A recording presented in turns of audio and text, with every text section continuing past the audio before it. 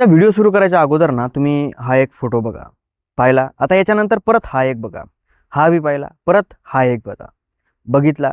आता हा जो 3 नंबरचा फोटो मी तुम्हाला दाखवला होता, हा फोटोमध्ये जो व्यक्ती आहे तो व्यक्ती वाटतो ना की या दोघा जणांचा मुलगा आहे किंवा दोघा जणांच्या मुलाच्या वयीचा आहे.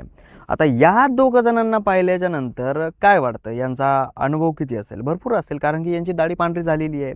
आता अनुभव असलेल्या माणसांचं काम काय आहे की बाबा जे जवान मुलं आहेत, जे आता वयामध्ये आलेले मुलं आहेत, मुली आहेत, त्यांना सांगायचं की नाही बाबा तुम्ही असं काम काय करू नका, हे फार चुकीचं आहे. पण या हरामखोरांनी काय केलं माहिती आहे का? या दोघा जणांनी मिळून याचा साथ दिला आणि याने आणि या दोघा जणांनी एका घरामध्ये घुसून एका महिलेला तब्बल कुऱ्हाडीने तिचा कार्यक्रम करून टाकला.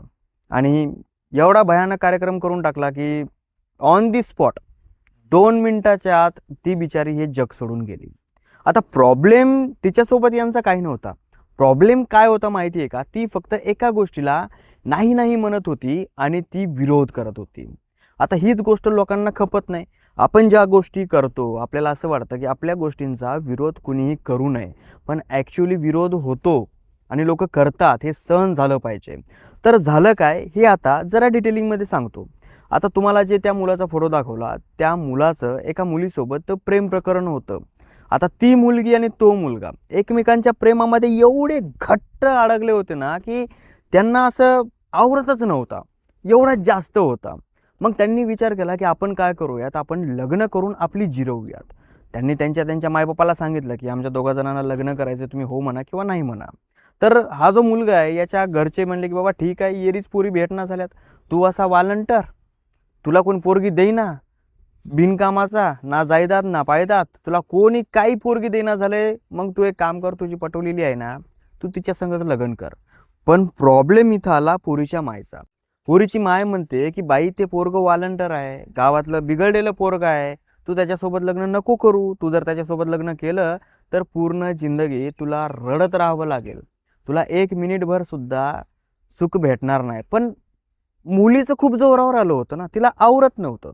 त्या कारणामुळं तिनं माईच्या माघारी घराच्या बाहेर पळून गेली, त्याच्यासोबत लग्न केलं आणि त्याच्यासोबत राहायला लागली. आता मुलगा एवढा वालंटर होता की तो गावामध्येच मुलीला घेऊन राहिला, कारण की मुलीची जी आई होती तिचं तेवढं पॉवर नव्हती ना, त्या कारणामुळे ती त्याला खेळू शकत नव्हती. फक्त ती जे काय तोंडानं भांडू शकत होती. मग ती रोज भांडायची, रोज यांना त्रास द्यायची, रोज यांना बोलायची, का केलं, कशामुळं केलं, असं केलं तसं केलं. राग असतो मनामध्ये. जर आईवडिलांच्या मनावर काही झालं नाही तर थोडा राग येत असतो. तर मुलांना सुद्धा समजून घ्यायचं असतं की बाबा ठीक आहे, आपल्याकडून चूक झाली तर राग थोडा सहन करून घेऊयात आपण. पण या मुलीला आणि हिच्या नवऱ्याला सहन झाला नाही. मग दोघा जणांचा प्लॅन झाला. याच्यानंतर हा म्हणला की भाई तुझी माय ना फार भयानक आहे आणि ती फार त्रास द्यायली आपल्याला, काय करायला पाहिजे? ती म्हणली तुम्ही म्हणसाल तसं करू. या भोसडीचीला कळालं नाही की जिंदगीभर तिनं आपला साथ निभवलाय, तिनं आपल्या जगवलंय, तिनं आपली देखरेख केली आणि ती आपला काहीतरी विचार करूनच चांगला विचार करत असेल ना.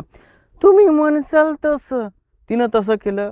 हा या दोघा जणांना तुम्हाला जे अगोदर फोटो दाखवले होते दरम्यानना बोलला, भेटला, म्हणला भाई आपल्याला लय त्रास व्हायला. आणि कसं असतं माहिती आहे का, काही माणसं अशी असतात ना की दारूच्या नशेसाठी काही सुद्धा करतात. आणि काही लोक असे असतात ना, इतके बिंडोक असतात, त्यांना कळत नाही की आपण नेमकं करतोय काय. तर हे म्हणले की ठीक आहे बाई, तुला प्रॉब्लेम दिली ना, च्या माईला तिला खतमच करून टाकू.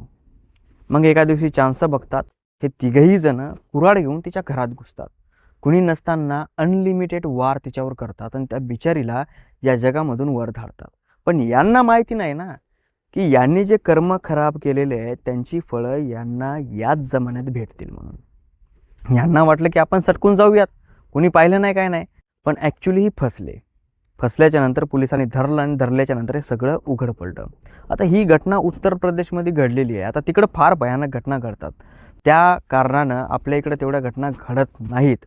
पण मला ना कुठं कुठं असं वाटतं की आपल्या इकडे सुद्धा घटना घडतात, पण प्रॉब्लेम काय होतो माहिती आहे, आपल्या इकडे त्या घटना दाबल्या जातात. अनगिनत घटना घडतात, खूप वेगवेगळ्या, पण आपल्या इकडे त्या घटना एक तर छापल्या जात नाहीत, त्या दाबल्या जातात आणि ज्यांनी ते केलेलं आहे ना ते सिक्युअर राहतात. खूप घटना घडतात, मी ऐकलेल्या आहेत कानावर.